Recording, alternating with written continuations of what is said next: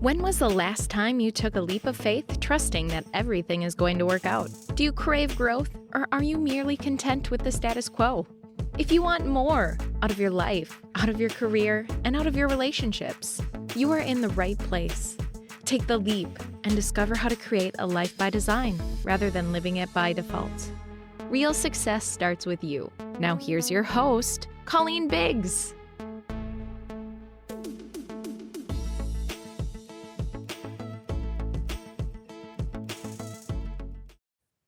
Hello, listeners, and welcome back to another episode of Take the Leap.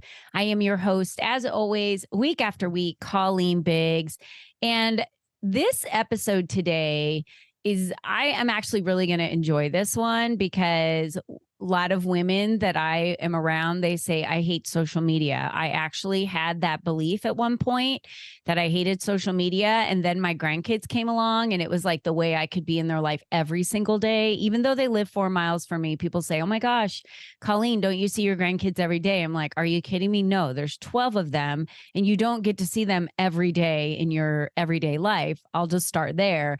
You see them when you see them and their life is busy and they're in school. And so when their parents have them on Instagram or, which is one of my favorite social media channels, when they have them on social media, I'm able to see what they're doing with their homework or their life or their, if they're going to ninja class or dance or, whatever, if one of them walked that morning. So we get to see all this fun stuff. So I love that my children utilize it for that. But I've also stepped up and started utilizing social media a little bit more about being a thought leader. So Blair Kaplan Venables is here today, and we're going to be talking more about how are you able to be seen as a thought leader using social media marketing. So this is for all of you out there that say, oh, I hate doing reels. I hate doing social media. I hate stories. I hate blah, blah. I hate.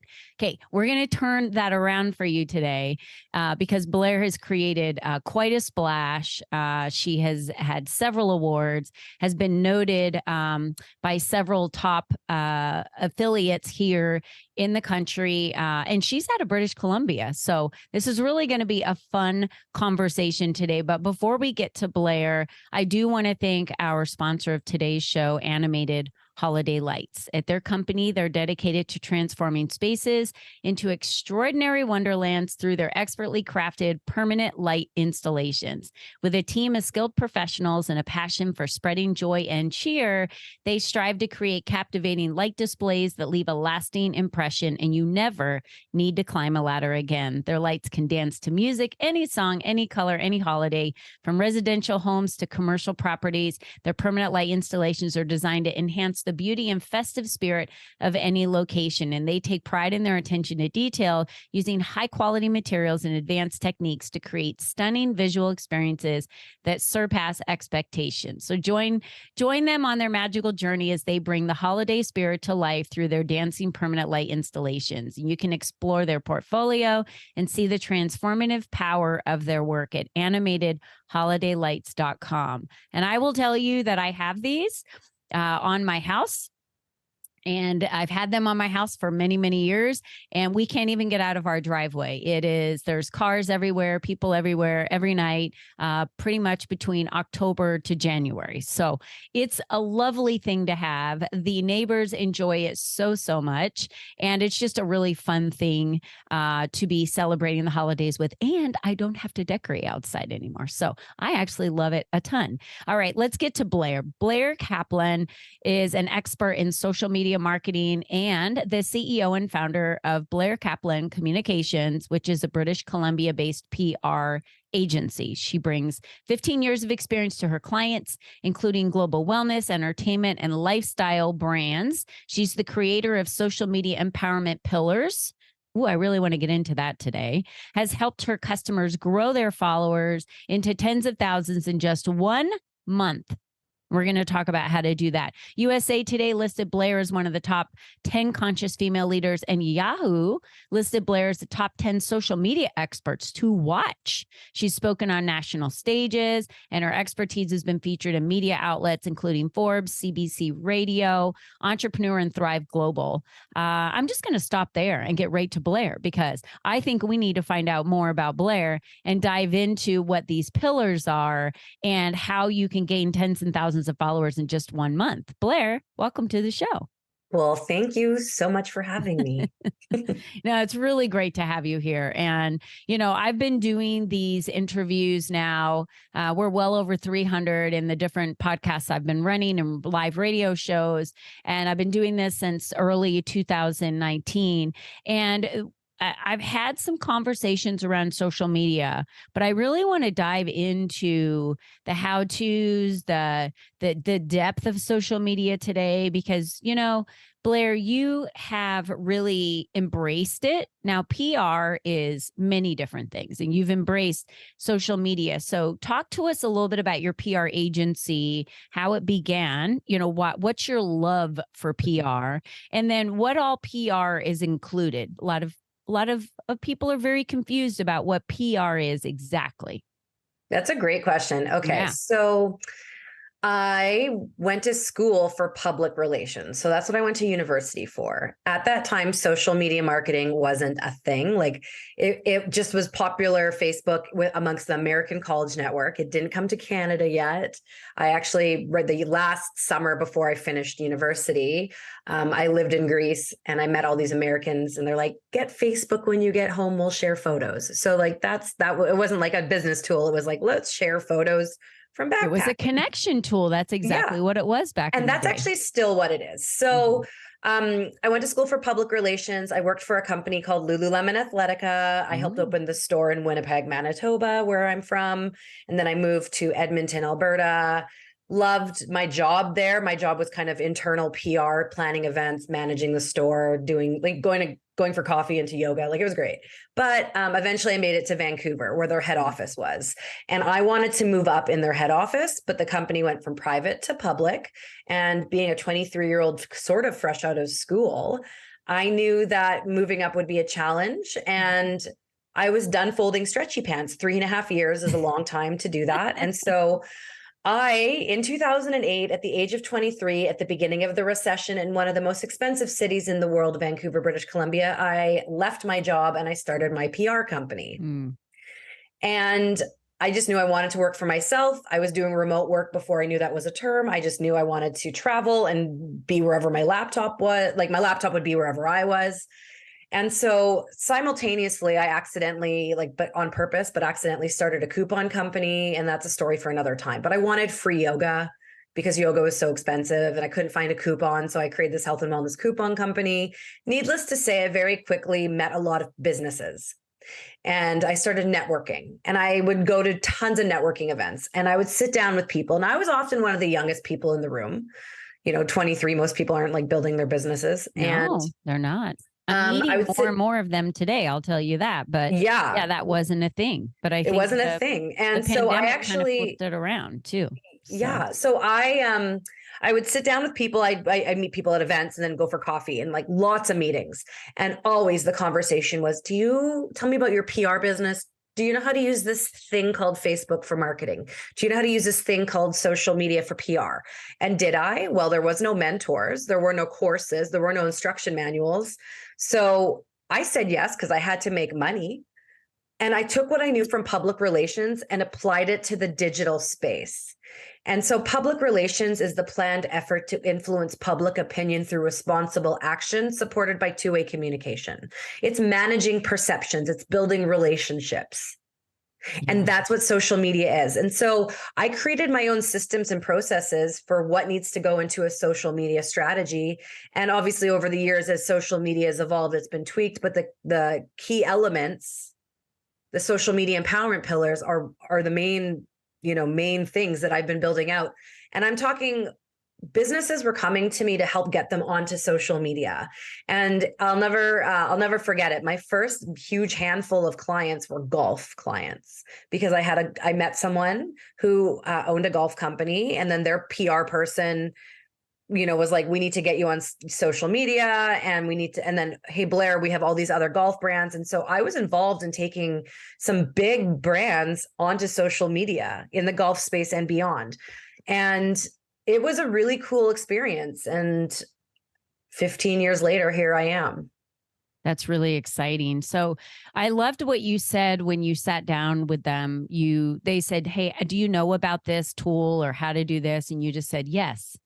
And you're like, you know what, if I don't know it, I'm going to figure it out, because that's what was part of what your PR company was. And by taking the advantage of where the need was of those that were around you, that's what I think is crucial here. There was a need. And instead of shoving down the throats of the people you sat with what your product was specifically, you were open to what the needs are. And then you're like, yes, I can do that, because you needed money, but you didn't come out and say, yep, I need the money, I'll take that. You just said, yes, absolutely. We can do that, right? My company can do that. So I love that you listen to the demand, because it's about supply and demand, right? You listen to the demand of what was happening around you. And then tell me how that's evolved. So you went from working with golf, a lot of golf companies and golf brands, and then who are the main brands you work with today? Are you working with small business owners, 2 or 10 million and above? Are you working with large corporations, solopreneurs? Who are your main list of client load, and what is the objective and outcome that those clients are looking for when they come to you? Right. And like over 15 years, I've worked with every type of client in almost every industry, from government to entrepreneurs to multi-generational families. And I've added some elements to what I offer, including private coaching and group coaching in this space. So, because not everyone can afford to hire someone to do the work. So the coaching space is a beautiful opportunity for the person, the entrepreneur, the marketing expert, to learn. Yeah. And the clients I work with today are generally entrepreneurs who aspire to be thought leaders. And my job is to make them business famous. Yeah, I love that. They're aspiring to be thought leaders, and you make them business famous. So, and it's everyone that we have seen come on the scene through TikTok. Through Matt Rife is a great example, right?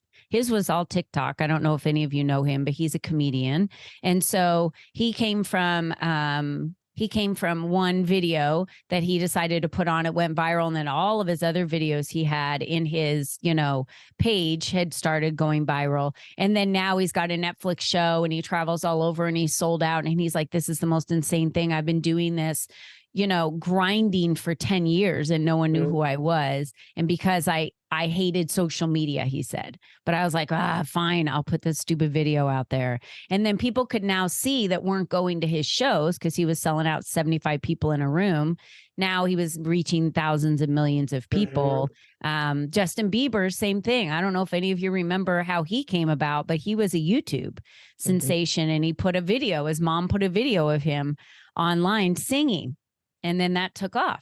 Right. Yeah. And I think with what you're saying is great, but obviously such a small percentage of people make that video and they go viral and become this sensation, and I tell my clients, like, that social media is a part of the puzzle. Social media is like your living portfolio of getting people into your world, like getting to build that like, know, and trust. It's not a place to sell your products. It's about a place to tell stories. And if you do make a video and it goes viral, then you get all these brand sponsorships, and then you get a, Netflix special. That's amazing. Yeah. And that could be a BHAG, a big, hairy, audacious goal. But I think you need to know, like, what are your expert topics? What's the legacy you want to leave in this world? Like, why are you making, people's lives or businesses better? And then start telling those stories. Everything you've done in your life has led to this very moment. Let people in. Yeah. That's it right there. That's the point that I wanted to make, because I can't tell you how many people have told me, oh, it only takes one video to go viral. So they're banking everything on that one video. And my play on it is you've got to be consistent. So should we maybe talk about consistency with social media or consistency with PR? Because this really just comes down to visibility. My biggest thing I've said on every stage I've ever been on, every event I've ever produced is if you're not telling everybody about you, no one knows who you are. Exactly. So when I show up on social media, okay, so let's maybe back up. Okay, I have TikTok. I mostly use TikTok as a search engine because I am a vintage millennial, and I read an article that Gen Z mostly, half of Gen Z uses TikTok as a search engine. And so when I heard that in an effort to stay cool and relevant, which I still am, in case you don't know. No, I'm just kidding. I don't know if I'm cool or relevant. You're cool and relevant because you're here today. That's yeah. So anyways, I started using TikTok, and I have a social enterprise I started about resilience, and my sister and I started a TikTok called Griefy Gals. And when we're posting consistently, we're getting eyeballs. So anyways, I just want to say where I am. LinkedIn, I'm active on LinkedIn, Instagram, Facebook, in and out of Threads, in and out of X. I'm not like a big fan of like what's happening on X. So I'm not everywhere. I'm not everywhere, but, and I don't think you need to be too. Okay. I just want to say that. And I think I know when I'm posting consistently, more eyes are on me because you're feeding the algorithm. I like to say F the algo, like, beep the algorithm. Post what you want when you want. Like right now, my plate is very full. My content comes last because I have a big client load right now. But in times where it's kind of been the famine of the feast and famine, I'll increase my posting. I'll increase my outreach. So it's like anything you do. You practice something, you want to master a cookie recipe, and you practice making this recipe week after week, you're going to master it. Mm-hmm. You want visibility. The more you show up, the better. And it doesn't mean you have to make 5 posts a day on Instagram. And showing up doesn't just mean posting. Mm-hmm. It means going in and engaging. Because for me, consistency is important, but what's even more important about social media is engagement. Mm-hmm. And that's something that's missing from most people's strategies, is going in and being a real person, commenting on people's posts, DMing people, responding to people in their stories, liking, following new accounts. And that is, yes, time consuming. And I know some of you might be like, oh, I don't want to do that. Guess what? You can hire someone to do all of that. Mm-hmm. But it's very important. I know some people who maybe only post a few times a week, but they're still on their social media. I like to call it lurking. But when you're there engaging, your content's still there. It doesn't disappear. But when you're there engaging in real time, that's bringing eyeballs to you. Yeah. Yeah. I think that you've made some pretty great points here. So public relations, which is PR, is really about a well-rounded plan of how you're going to be visible. And here's the thing that I've noticed with some individuals out there. I love to follow and am engaged with and enjoy the ones that are teaching me something, that are very consistent, that are saying the same things no matter where I see them. Don't you think it's confusing when you go to LinkedIn and then you see a person's profile and they say what they do, and then you go on Instagram and it's a little different, and then you go on Facebook and it's a little different over there, and you're like, what do you mean you're selling wellness stuff? I didn't even know you were in wellness. Listen, that's confusing. And I'm not even going to beat around the bush. I get people sometimes at events who know me or like getting to know me, sometimes say, Blair, I'm confused. Like, what do you do? And that's because I'm a social media and publicity expert, but I'm also a grief and resilience expert. And so I had to make a big decision. And I'm actually in a very scary process of rebranding myself as a grief and resilience expert, because I've built a name for myself in the social media and publicity space. And I'm still going to have information on my personal website, blairkaplan.ca, about that. Yeah. Most of my business, and I'm saying, when I say most of my business, 95% of my business come from referrals. Yeah. So I decided to take that confusion away. And so for all of you listening, like, it's okay to do multiple things. It's just, how do you present it to the world? Mm-hmm. Right. So the bio that you read, that focus was my social media and PR work. Yep. But I'm recording a segment for a summit next week. And she has my grief and resilience bio. Got it. That makes sense. So it's about how to be strategic. And if you do multiple things, I think that's okay. You just need to make sure your message on how you deliver what you do is very clear. Yeah, in the circles that you're playing in. So, you can also have two different company pages for Instagram as well and be delivering two different things and have exactly a totally two different paths of in people that are following you and the type of demographics and avatars that are out there for sure. Here's the other thing that I think is really interesting about what you're doing, Blair. I'm wondering, every one of us have a 20/80 in our company. And I'm just reading a book on this right now. And the 20/80 is the 20% of the things that you really love to do, which I'm assuming that's why you're rebranding and going this direction, because it's what you really love. You've been through, and we'll talk about that in a second, some grief in your life, and creating this for others that are going through it that maybe can't see through the light, and you're able to and guide them through that path. That's super important, right? Super important. But there's an 80-20 rule, and the 20% of what we love to do is really how you can 10x a company or, go after your dreams, but you have to let go of the other 80%.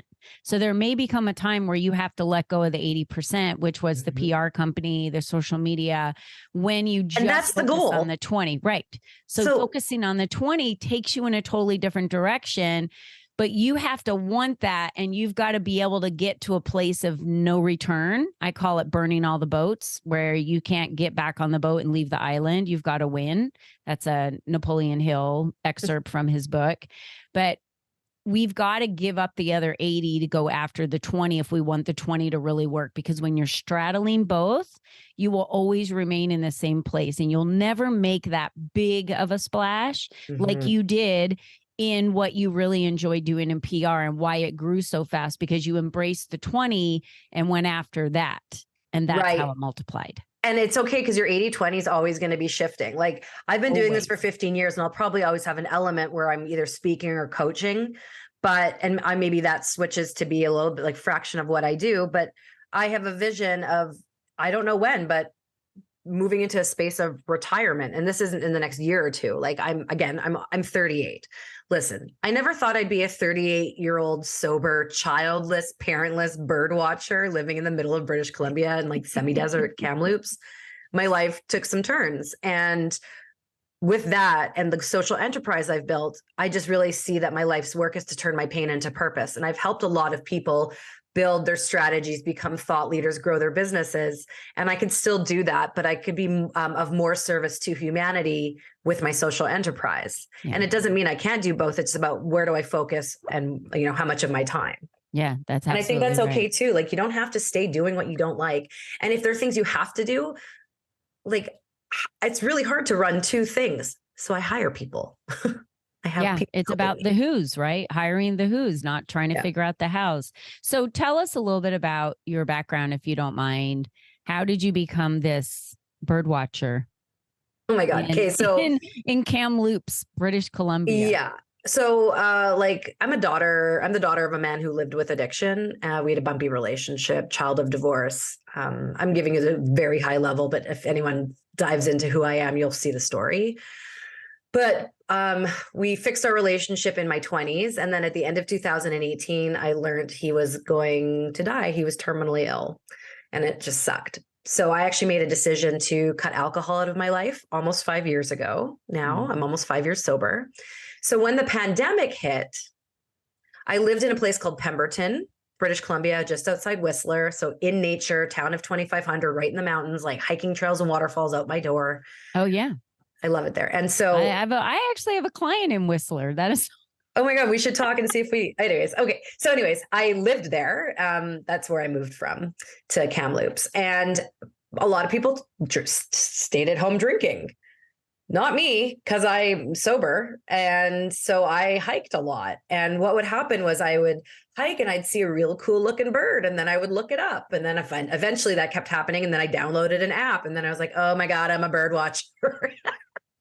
Like, Even just yesterday, I saw the most beautiful bald eagle and I pulled over and I was looking it up in my app. I'm like, oh, that is a bald eagle. And it was just slowly soaring and then sat on top of an evergreen tree. And it was just so beautiful and spiritual. And, in the matter of a very short period of time, I lost, my husband almost died. We miscarried. We lost my father-in-law, my mom and my dad, all just in a couple year span.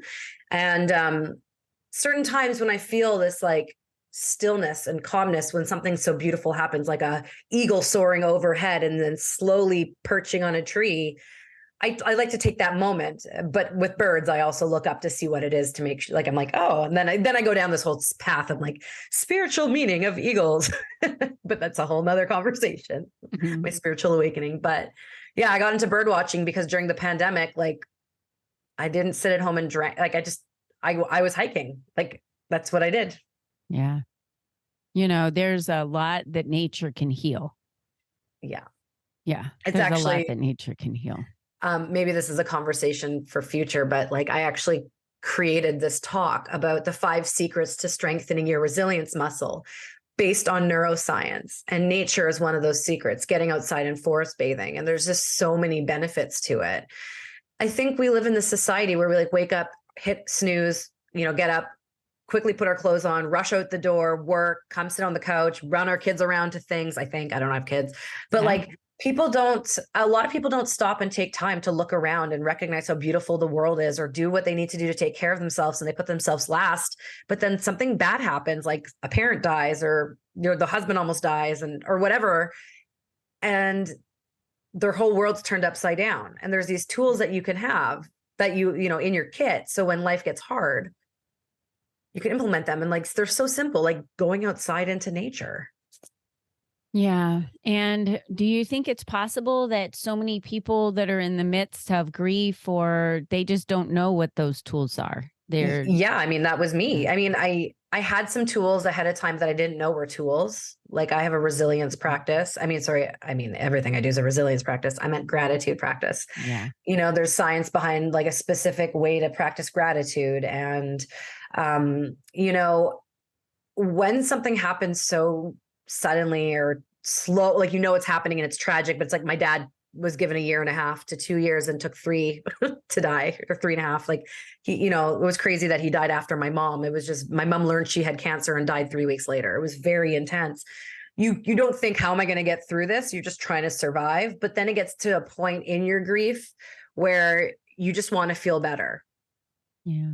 And that's kind of when you start to seek out what you can do. Yeah. That's when you need the guidance. That's when you need the help, because you're seeking out, like, I want to get over this. I want to get through this. I want to get better. For sure. And okay, you don't have, like, I felt terrible for years. I mean, as soon as I started to recover from my mom dying, my dad died. So they died in the same year. I had trouble getting off my couch and going outside, but I still practiced my gratitude. I still did what I could, but like lying on the couch and ordering cookie dough blizzards to my face was how I got through it. Yeah. But I know going out, like I would go outside to my backyard and put my bare feet on the grass and look up at the clouds and go into the woods and go camping when I had the energy. And yeah. So I would say to everyone out there, your time is limited right now, from what I'm hearing Blair say, but she's still doing coaching. So if this is something where you just want to learn, you're like, I really just want to learn more about PR and I want to learn more about the steps and what I need to do. And I think we mentioned the social media empowerment pillars, right? So I'm assuming you teach those in your coaching. Yeah. So right now I'm accepting private clients one-on-one, unless if you have a group of entrepreneurs, we can come up with something custom. But what we do is we go through the empowerment pillars and I learn about your goals and we build out a strategy and we work on it together. And, I've helped clients, like I've been on a billboard in Times Square. I have a TV show, a feature coming out on a new show. I've helped clients get on TV, like the Canadian version of Shark Tank is Dragon's Den. I help clients get on Dragon's Den and in Forbes and publications. And social media is part of the puzzle, but part of the empowerment pillars is publicity, which is being mentioned in the media. And so I work with you on building out that strategy and making it come to life. Yeah, I like that because there is that level where you just want to hire a PR company and have them take care of everything for you. So if you're that person, reach out to Blair. We're going to tell you all the places you can find her. And then as well, if you're just looking to learn, to be able to have her teach you how to be able to do that. And then you could even give that to your team to be able to execute. She can teach you that as well. So tell us, where's the best place for us to find you, connect with you? If you want someone to connect with you on social media and DM you, what is the best way that you find? Yeah. So Blair Kaplan Venables on LinkedIn. You can go to my website, Blair Kaplan. So Kaplan with a K.ca. Shout out to Canada. Mm-hmm. And you know what? Instagram, I'm Blair from Blairland. So that's awesome. There's so many women that are part of the LEAP community that I run. It's a business building community for women. We really focus on visibility. So everything we do is helping them build their digital footprint, on Google. And I will tell you that when I joke around and say, oh, you guys, it's just like you guys are part of the United States because you're right there. And they're always like, no, we're not part of the United States. I'm like, sorry, I didn't mean to offend you. It's just you're right there, like I feel like you guys are part of us because it's just a little line. We're your penthouse. Yeah. That's how I see it. Yeah, it's beautiful up there. And Whistler, all those areas are gorgeous. I've been to Vancouver. I've been all up in that area. It's absolutely in Victoria, you name it. I love those areas. So we just did a Alaskan cruise not too long ago too. And I got to go back and see some more of the areas that I hadn't seen before. So Blair, thank you so much for being on the show today. The conversation really was amazing. You shared so much on just the tips of consistency, but giving information, right? Not selling yourself, but really consistently giving the information that people need, because that's how you become a thought leader. They're learning something from you. So for me, I'm a champion of women. There's a lot that I do that talks about not even just building your businesses, but how to get the visibility and how to champion other people to do that, and how we can share spotlights and so much that is available for us in working together. And Blair shared a lot of those tips today. So do you have your social media empowerment pillars built? Do you even know what they are? Have you defined them? Do you have a plan for this, 2024 on how you're going to be able to be seen, be heard, and be more visible? And that's what we're talking about today. And then on a side note, obviously, if you need to build resiliency with grief or anything you might be going through, I would say reach out to Blair for that as well. And you can learn more about her at blairkaplan.ca. Blair, thanks again for Thank you so much. Here. What book are you reading right now? Is it a bird watching book? No, I just finished Tough Titties from Laura Belgray. Nice. And I'm just started Prozac Nation. Nice. Yeah, I kind of like rotate between business and not business. So that's great. It's great. I always love to know what books people are reading. It says a lot about them and kind of, what they love. And so thanks for sharing that with us. All right, ladies, you heard it here. You're the only you that's ever been. You're the only you that's ever going to be. So this is it. Like, why are you screwing around? Like, put on your big girl pants if you run a business and figure out how to create that visibility for yourself. And if you're still standing there saying, I hate social media, then you might want to just close everything down and walk away, because it's the same women that I hear say, I hate AI. It's here to stay. It's only going to advance. Everyone is going to be passing you by. And it is easier once people know who you are. Did you hear Blair say that in 95% of her business are referrals? Once people know who you are, it becomes easier, but you've got to get to that point. And how you do that is consistency, to what we talked about today, especially with getting out there on social media. So Blair, thanks so much. And to all of you, until next time, be you and be strong. We'll see you then. Bye-bye for now.